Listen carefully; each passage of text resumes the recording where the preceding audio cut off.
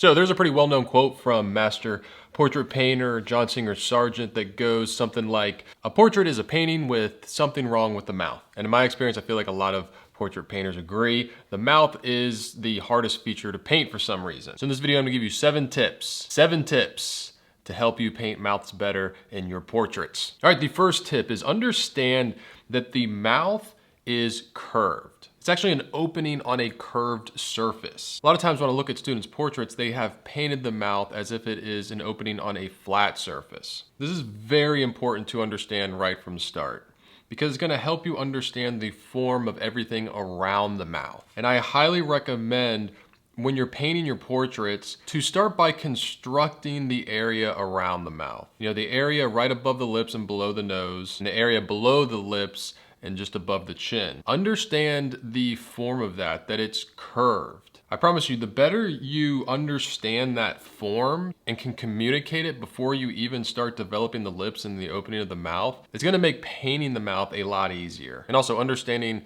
that the mouth is curved is gonna help you understand a lot of my next tips, including tip number 2, which is take your time with the corners of the mouth. There's a lot going on there. And since now you understand the mouth is curved, you understand that the corners of the mouth are actually further back in space than the front of the mouth. So when it comes time to finding the correct angles of the lips as they go back into the corners of the mouth, be aware that you are going back in space. Also at the corners of the mouth, there's a lot of skin from above the lips and below the lips that's being tucked back into the corners. A lot of times with students, I see them paint the upper lip and bring it all the way to the corner of the mouth, when actually most of the time there's some skin from above the lip that's being tucked back into that corner. And a lot of times on the bottom lip, the color of the lip kind of fades away to the skin color as it gets closer to the corner of the mouth. So keep an eye out for that. Also, on the bottoms of the corner of the mouth,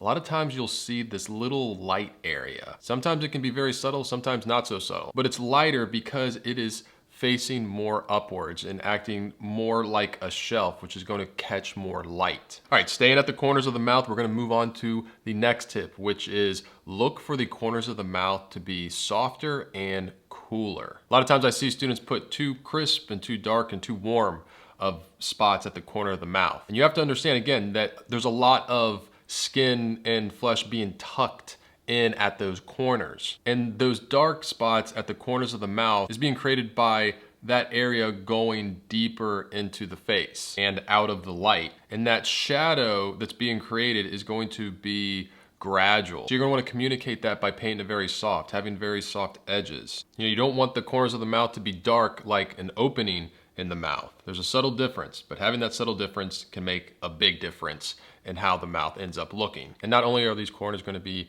softer, they're gonna tend to be cooler. If you look back at a lot of master portrait painters, it's very easy to pick up on this. You'll see like a lot of greens or purples or blues show up in the corners of the mouth. That's because actually in general, the whole area around the mouth tends to be a little cooler or grayer. That's because there tends to be more hair on the face around the mouth. Even if you're somebody that can't grow a beard, like me, there's still like tiny little microscopic hairs around the mouth and the chin. And a lot of times portrait painters can kind of play that up and really push it cooler into, you know, greens and purples and blues. You know, opposed to the nose and the cheeks, which tend to be a lot more red because the blood vessels are closer to the skin.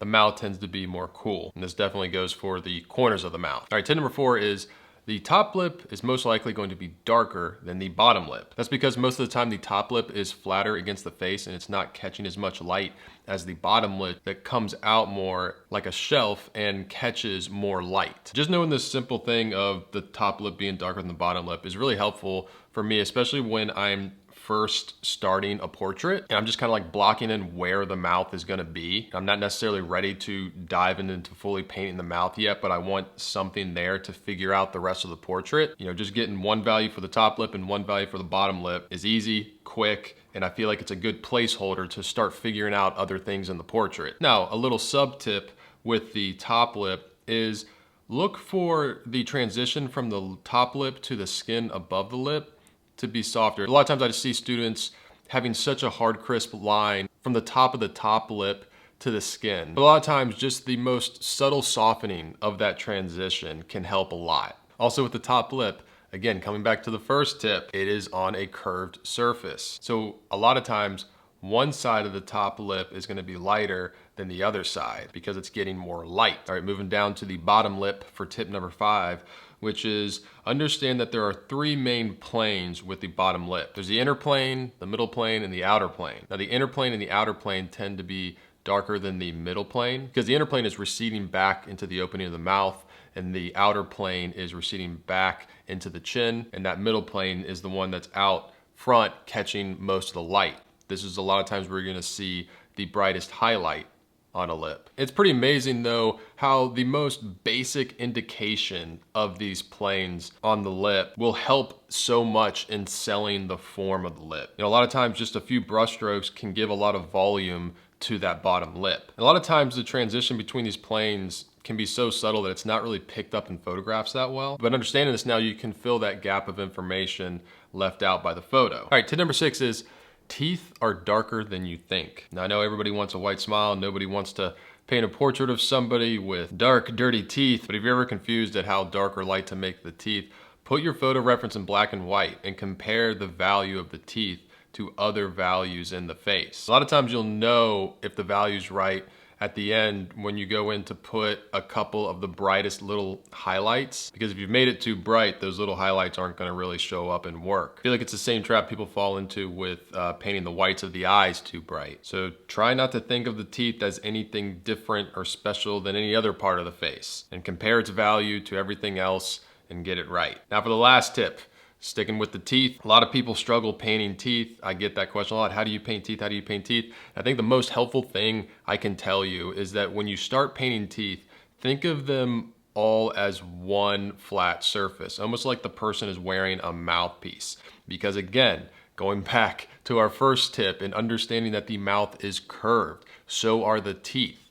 And the brightest section of the teeth most likely is going to be in the front of the mouth. And it's gonna get darker as it goes back into the corners of the mouth. So a lot of times I will paint and solve that form first with the teeth. And this is also where I'm getting the correct value in color. And then once I feel I've dialed in the right value in color and I have the big overall form of the teeth, then I'll go in and start indicating individual teeth with the gums and shadows and highlights. And if you do it this way, I really think you'll be surprised at how little detail you'll actually need to put into the teeth to make them work. All right, hope you enjoyed this video. If you did, you'd probably be interested in my portrait course. A lot of what I talked about and showed here is in the course.